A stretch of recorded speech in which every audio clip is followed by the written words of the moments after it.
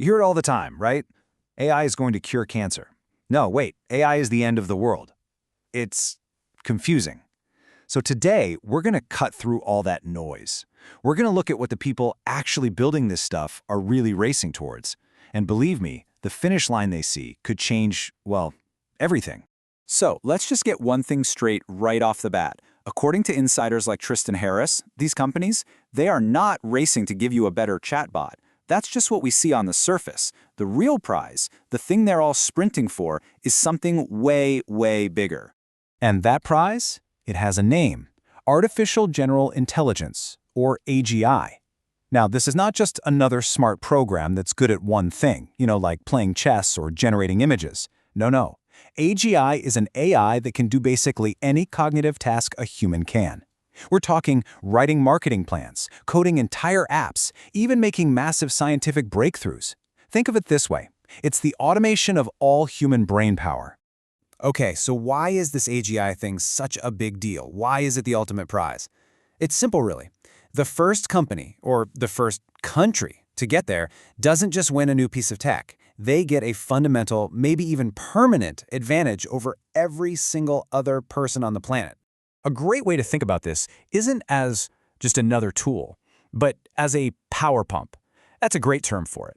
It's like a machine that just constantly cranks out power, economic power, scientific breakthroughs, military advantages, at a speed and scale that is, well, it's completely unprecedented. So let's get specific. What does this power actually look like? Well, in the military, imagine an AI that can outthink and outstrategize every human general combined. In business, it could cook up strategies that would totally undermine every competitor, guaranteed. In the stock market, it could consolidate the world's wealth with trading that's literally superhuman. And for cyber hacking, yeah, it could bypass pretty much every digital defense we have.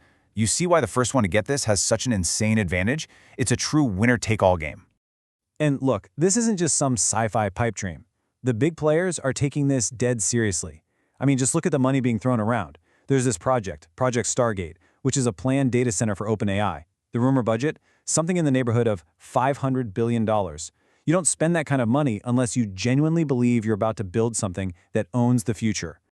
Okay, so we get the prize. It's massive. But to really understand the risks here, we have to look beyond the technology and at the people themselves. We have to ask, what is going on inside the minds of the CEOs and founders who are actually building this stuff? And this is where things get genuinely chilling.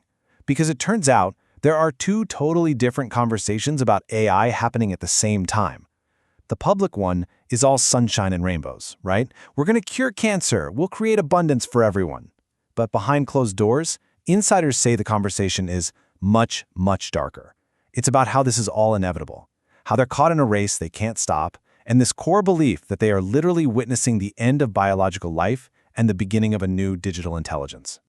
Just listen to this quote from an anonymous source talking about these tech leaders. It really gets at this deep, almost spiritual motivation. It's not just about money. It's about the sheer thrill of it, the ego boost of creating a new form of life. It's this massive, high-stakes gamble that they feel they have to see through, no matter what it costs the rest of us.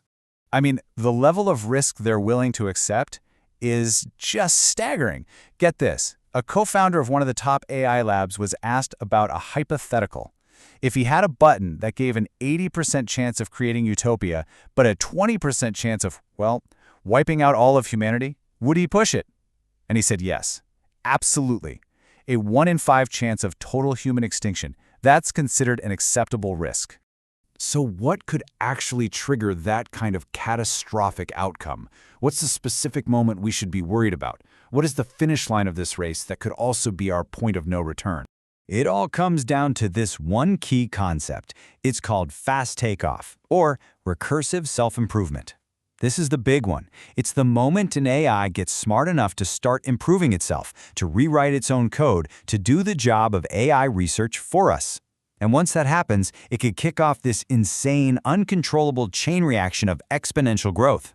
Think of it happening in a few steps. Right now, we're at step 1, where humans are doing all the research. The next step, which we're kind of entering, is AI assisting the research. But the real goal for these companies is stage 3, completely automated research, where the AI does it all by itself. And from there, it's a very, very short jump to stage 4, a full-blown intelligence explosion, one that moves so fast no human could ever hope to understand it, let alone control it. And this is what makes AI fundamentally different from any other technology we have ever built. A nuclear bomb doesn't help you invent a better nuclear bomb. A rocket can't design a more efficient rocket. But an AI can. It can be used to design faster computer chips for itself, to write better code for itself, to find new ways to train itself. It creates this feedback loop that just accelerates and accelerates and accelerates. It's exactly this unique ability to self-improve that has so many insiders worried. They believe we might be dealing with a threat that is even harder to control than nuclear weapons were. I mean, listen to the language people use, even the people in the race. You've got Elon Musk, who for years has been saying that building AGI isn't like building a new piece of software. It's, in his words, summoning the demon. And this is really where that whole nuclear arms race comparison just falls apart. See, with nukes, the motivation was to avoid using them. It was a lose-lose situation. If one side launches, everyone gets wiped out. That shared terror is what kept things in check. But the AGI race, it's the complete opposite. The motivation is a race to win. And the scary part is, even in the worst-case outcome where everyone dies, the creator still gets his weird, twisted ego boost from knowing they birthed a digital god. So if you put yourself in the shoes of someone building this, the outcomes kind of look like this. Best-case scenario, you build it, you control it, and you basically become a god emperor of the world. Second best, you lose control, but hey, it's a nice AGI that takes care of humanity. And the absolute worst case, everyone gets wiped out, but you still go down in history as the person who created our replacement. You can see how that weird, ego-driven logic makes all the normal safety brakes just not work.